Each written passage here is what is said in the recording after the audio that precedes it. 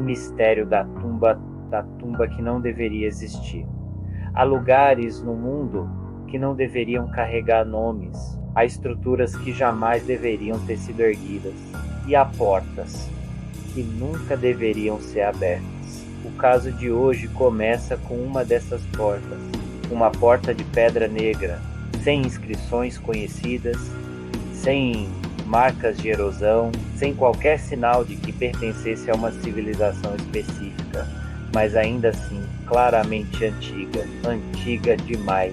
Ela foi encontrada no interior de um sítio arqueológico no deserto de Atacama. Durante uma escavação realizada em 1998, a equipe acreditava estar diante de um túmulo pré-colombiano, mas descobriram que estavam completamente errados. A tumba não constava em nenhum registro histórico, não tinha ligação com nenhuma cultura conhecida. E o mais perturbador, ela parecia novamente selada ontem, apesar de evidências de que havia permanecido fechada por séculos.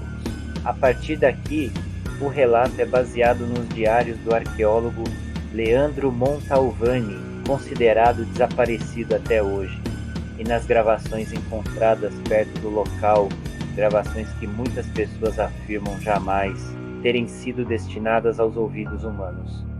Prepare-se, esta história não é apenas sobre uma descoberta arqueológica, é sobre aquilo que continua vivo dentro do que deveria estar morto. O primeiro sinal. A equipe de Montalvani estava acostumada a encontrar túmulos estranhos, mas nada preparado para o que viria. No dia 12 de outubro de 1998, às 6h40 da manhã, 2 assistentes relataram que a porta negra havia começado a emitir vibrações, como se houvesse algo respirando atrás dela, e apesar da luz do sol forte, a região ao redor da porta ficava gelada. Não fria, gelada, como uma noite de inverno ao ar livre. Montalvani descreve em seu diário: a sensação é de que alguém pressiona o ouvido contra o outro lado da pedra, como se algo tentasse nos ouvir. Não sei porquê,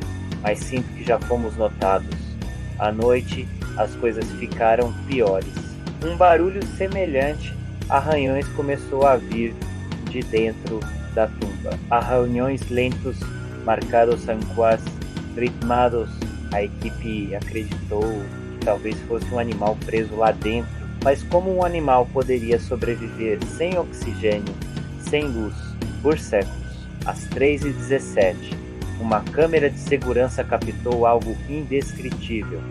A porta tremeu sozinha, como se alguém a empurrasse de dentro. No dia seguinte, contra todas as recomendações, a equipe decidiu abrir a tumba. E foi aí que tudo começou a desmoronar. A descida ao subterrâneo. A tumba não tinha escadas convencionais. Era um corredor estreito, inclinado, e parecia distorcer a perspectiva, como se estivesse mais longa do que realmente era. As lanternas falhavam. As vozes ecoavam de forma esquisita, repetindo trechos em atraso, como se o próprio espaço imitasse o som humano. Após alguns metros, encontraram símbolos gravados nas paredes. Não eram de nenhuma língua ou pictograma conhecidos, mas transmitiam algo terrivelmente claro: medo. Os símbolos tinham formato de espirais interrompidas, olhos sem pupila, figuras com a boca aberta. Pareciam expressões de sofrimento, não arte. A certa altura, Montalvani escreveu: a sensação de ser observado é constante. Sei que não estamos sozinhos aqui dentro, mas o pior estava no final do corredor. Uma câmara circular. No centro, um sarcófago feito de um material que nenhum deles reconheceu. Algo entre pedra e metal. Suave ao toque, mas frio como gelo. E ao redor do sarcófago, marcas de unhas. Centenas, talvez milhares. Como se alguém tivesse tentado sair de dentro. Um dos assistentes, Renan, aproximou a mão, e no exato momento em que tocou o sarcófago, ele ouviu a voz grave, arrastada, indescritível. Ela dizia seu nome. Renan! Ele saiu correndo. Caiu.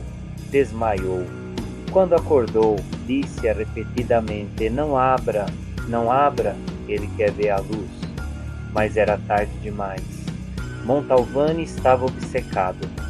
Ele queria respostas e decidiu levantar a tampa do sarcófago. Ele descreve a cena quando abrimos.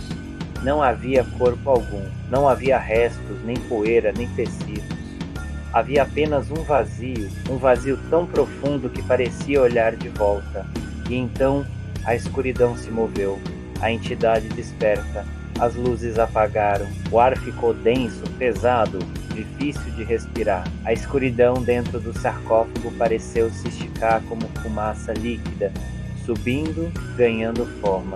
Eles correram, mas a tumba parecia mudar de formato, como se fosse viva. O caminho de saída não era mais o mesmo. As paredes pareciam pulsar, e no fundo delas, olhos, muitos olhos. Renan desapareceu primeiro. As gravações captaram seu último grito. Ele saiu, ele tá aqui. Depois mais silêncio. Quando Montalvani finalmente alcançou a saída, só restava ele. Os outros 5 membros da equipe haviam desaparecido completamente.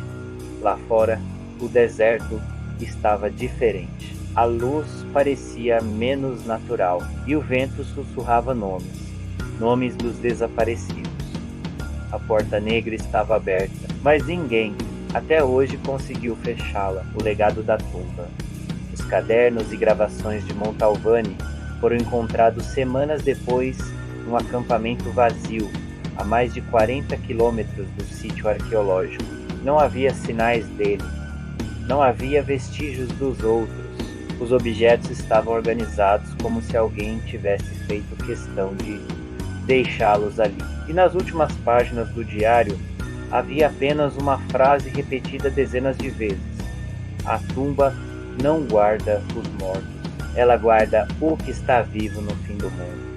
O governo chileno fechou oficialmente o sítio arqueológico. Nenhum pesquisador obteve acesso desde então, mas moradores afirmam que à noite, no silêncio do deserto, é possível ouvir arranhões, sussurros e às vezes a porta batendo, como se algo estivesse entrando ou saindo.